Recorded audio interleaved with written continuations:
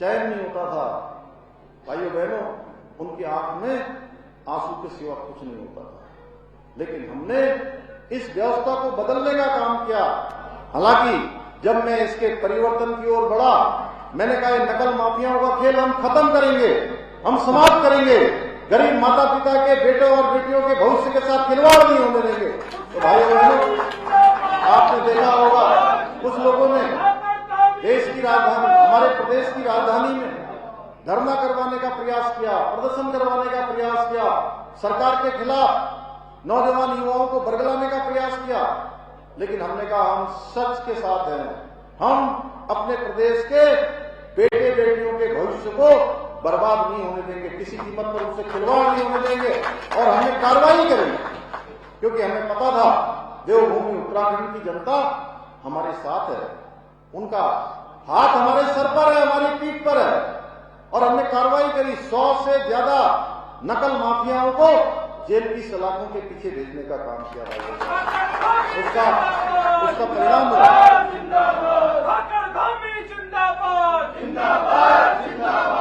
उसका परिणाम हुआ कि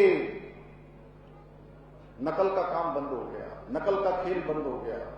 और हम इतने में ही नहीं रुके, हमने कहा हम प्रदेश के अंदर सख्त नकल का कानून लेकर आए और हम सख्त नकल का कानून लेकर आए।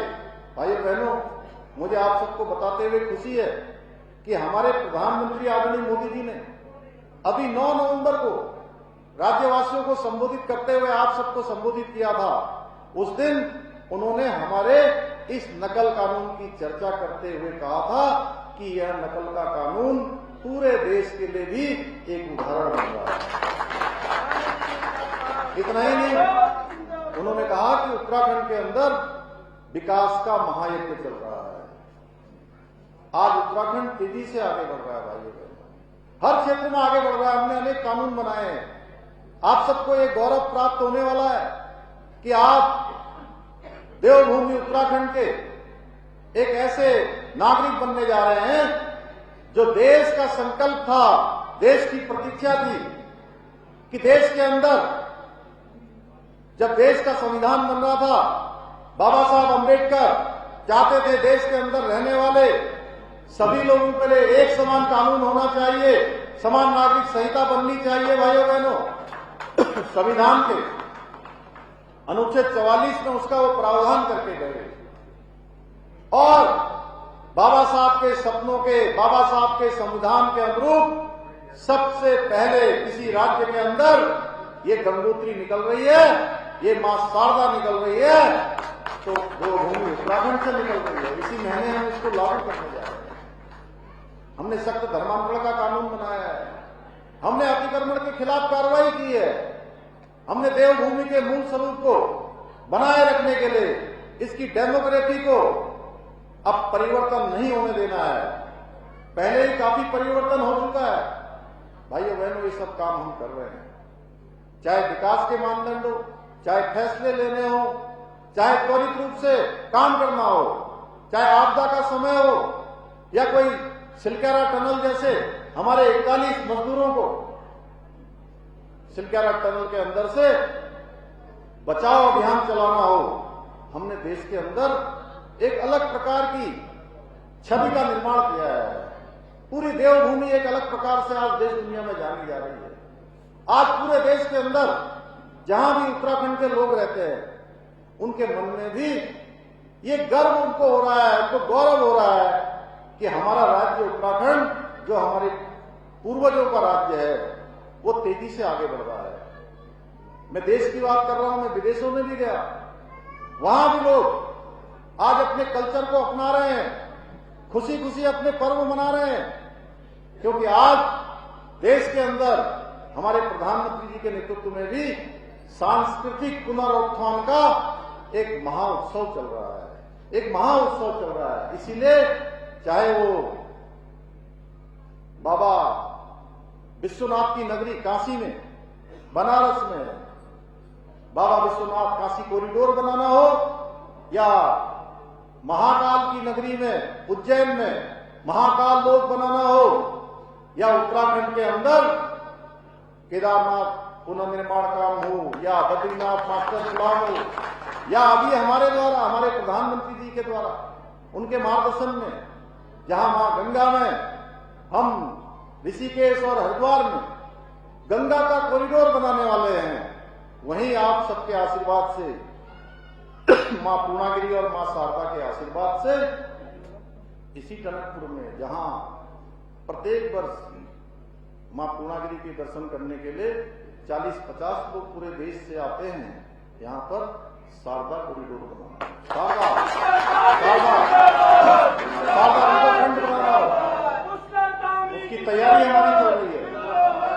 अनेक काम यहां चल रहे हैं।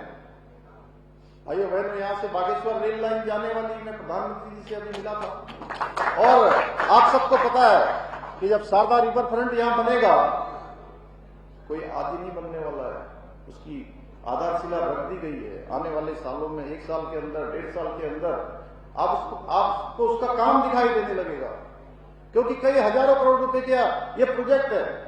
अनेक प्रकार की उसकी डीपीआर बनाई जा रही है, सारे प्रकार से उसका एक गहन समीक्षा की जा रही है कि कहां पर फ्रंट बनाया जाए, कहां पर अच्छा घाट बनाया जाए, कहां पर अच्छे स्नानागार बनाए जाए, किस प्रकार की व्यवस्था हो, चलने की व्यवस्था कैसी होगी, सड़कों की व्यवस्था कैसी होगी, हजारों लाखों की संख्या में जो भक्तगण आएंगे वो कैसे सुविधाजनक तरीके से मां पूर्णागिरी के दर्शन से पहले मां शारदा में स्नान का उनको अवसर मिलेगा, उनका स्नान अच्छा हो, उनकी यात्रा अच्छी हो। इसी प्रकार से जब यहां से बागेश्वर रेल लाइन बनकर तैयार हो जाएगी, जैसे ऋषिकेश कर्णप्रयाग रेल लाइन का काम तेजी से चल रहा है, हमारे यहां पर रोजगार भी बढ़ेगा, रोजगार के साथ साथ लोगों का व्यापार भी बढ़ेगा। हर दृष्टि से यह समृद्धि आने वाली है। इस बार हमने जहां 4 धाम यात्रा हमारी हर वर्ष बड़ी संख्या में होती है, उसकी व्यवस्था हम करते हैं, उसी प्रकार से इस बार आदरणीय प्रधानमंत्री मोदी जी को हमने पहली बार अनुरोध किया कि आप आदि कैलाश आइए, और वो देश के पहले प्रधानमंत्री हैं जो आदि कैलाश के दर्शन करने गए। भाइयों बहनों, उसके बाद आपको पता है ये मार्ग अब यात्रा मार्ग होने वाला है। आने वाले समय में इस मार्ग से बड़ी यात्रा रोड के माध्यम से चलने वाली है। इससे हमारे पूरे क्षेत्र में समृद्धि आने वाली है, लोगों को रोजगार मिलने वाला है, अनेक अनेक अवसरों का निर्माण होना है। ये सारे काम हम कर रहे हैं। ये टनकपुर की मैं बात करूं तो टनकपुर को हम स्मार्ट सिटी के तर्ज पर इसको विकसित करना चाहते हैं, इसको गति देना चाहते हैं। इस काम को हमने आगे बढ़ाया है। अभी आप देख रहे होंगे, मैं लौट आते समय कह रहा था, अभी निर्मल जी बैठे हैं यहाँ पर हमारे, मैं इनसे कह रहा था कि यार ये पार्किंग बनकर तैयार हो गई क्या? आप लोगों ने भी देखा होगा जब हम मोड़ से आगे को आते हैं, देखा तिवारी रवि बन गई ना, तो आपने देखा होगा वहां पर पार्किंग बन रही है। यहां पर रोडवेज का बस अड्डा बन रहा है, इतना बड़ा ISBT बन रहा है, और जिसकी कीमत लगातार, जिसकी जो निर्माण राशि है वो लगातार बढ़ रही है। और हमने कहा है कि जितनी भी निर्माण राशि को यहां पर खर्च होना है, जितना भी निर्माण कार्य अच्छे से अच्छा किया जाना है, सबसे अच्छा हाईटेक हम रोडवेज का ISBT यहां पर बनाना चाहते हैं, और उसका काम भी तेजी से चल रहा है। यहां सड़क के सुधारीकरण के लिए 10 करोड़ रुपए की धनराशि टनकपुर के अंदर की सड़कों के लिए स्वीकृत हो चुकी है। ऐसे एक नहीं अनेक काम मां पूर्णागिरी के धाम जाने के लिए। बगल में आयुर्वेदिक हॉस्पिटल बन रहा है, एक हम यहां पर बड़ा सर्किट हाउस भी बनाने जा रहे हैं। अब मेरे को ऐसे तो आप पर्ची से बताते रहोगे तो दीपू मैं दिन भर बोलूंगा तो पूरा नहीं होगा। डेटा खाली में है हमारा, जो है अनेक स्थानों पर पुल वाली सड़क है, तो ऐसे अनेक काम हैं। मैं इसको नहीं बोलना चाहता क्योंकि बहुत लंबा हो जाएगा, आज मुझे बहुत कार्यक्रमों में जाना है। इसके बाद आज तो मैं केवल आपसे भेंट करने के लिए आया हूं। अब देखिए यहाँ का जो काम है वो काम, यहाँ की जिम्मेदारी आपने मुझे सौंप रखी है, लेकिन आपने अभी लोकसभा के चुनाव में भी अच्छा यहाँ से सहयोग किया, मोदी जी देश के प्रधानमंत्री बन गए तीसरी बार। 5 सीटें हमने पूरे उत्तराखंड से निकाली, एक टनकपुर से निकाली। 2022 के चुनाव में भी आपने यहां से आदरणीय गैतोड़ी जी को यहां से जिताया। उसके बाद उपचुनाव में आपने सारे रिकॉर्ड ध्वस्त कर दिए। मुझे आपने जिम्मेदारी दी, मुझे आपने आशीर्वाद दिया और डबल इंजन बन गया। डबल इंजन की सरकार बन गई। डबल इंजन की सरकार का परिणाम है, आप लोग रोज अखबारों में पढ़ते होंगे, लोग नई नई योजनाएं आ रही हैं। यहां हम गडकरी जी को भी लेकर आए, उन्होंने अनेक सड़कों की यहां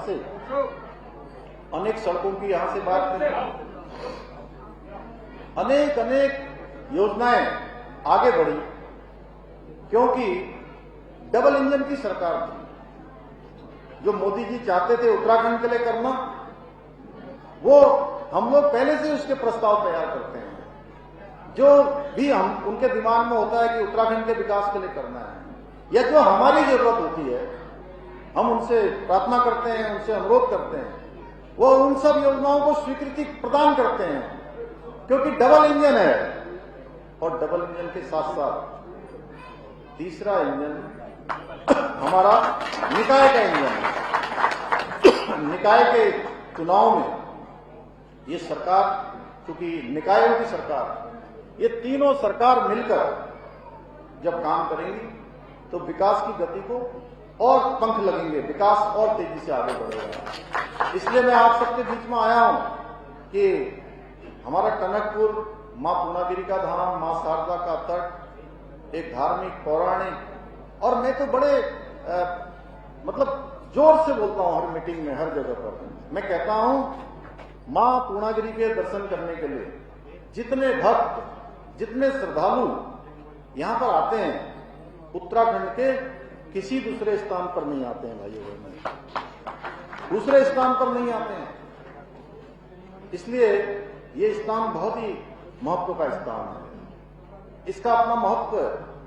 और इस बार के जो राष्ट्रीय खेल हो रहे हैं, जिसमें 10,000 खिलाड़ी पूरे देश से भाग लेने वाले हैं, हमारे प्रधानमंत्री आदरणीय मोदी जी उन राष्ट्रीय खेलों का 28 तारीख को इसी महीने उद्घाटन करने वाले हैं देहरादून में। उनका समापन जहां हल्द्वानी में होगा, वहीं हमारे यहां पर भी 3 दिन की प्रतियोगिता, राफ्टिंग प्रतियोगिता, रिवर राफ्टिंग प्रतियोगिता हमारे यही टनकपुर में होने वाली, यही दून क्षेत्र में होने वाली है।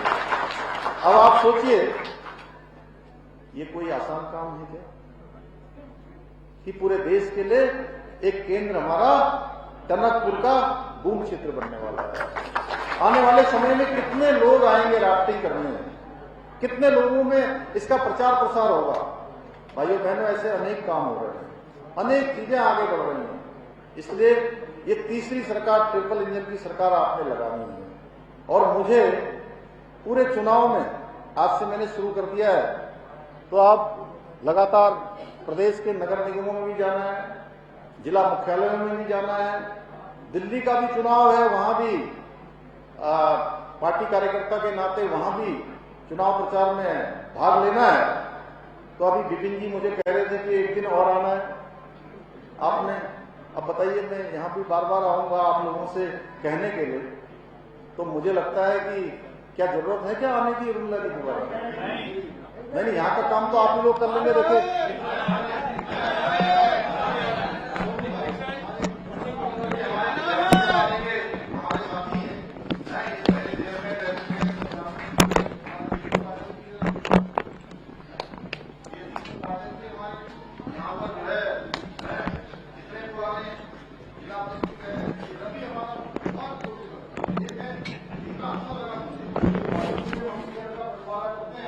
देखिए, तो कोई आदमी नाराज नहीं है, क्योंकि सबको होता है कि मैं खड़ा हुआ, मैं भी खड़ा होगा, और होना भी चाहिए।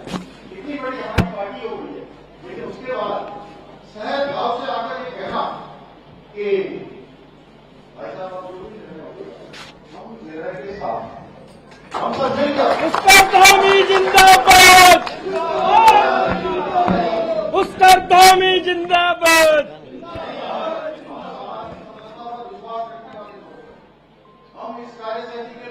प्रधानमंत्री जी की कार्यशैली पूरा देश जानता है।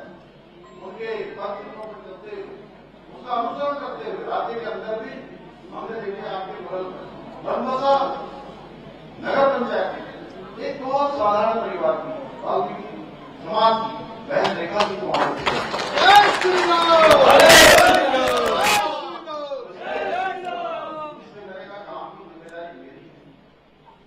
आपकी जिम्मेदारी है कि 23 तारीख तक इनको पूरी तरह से अपना समर्थन देकर यहाँ से एक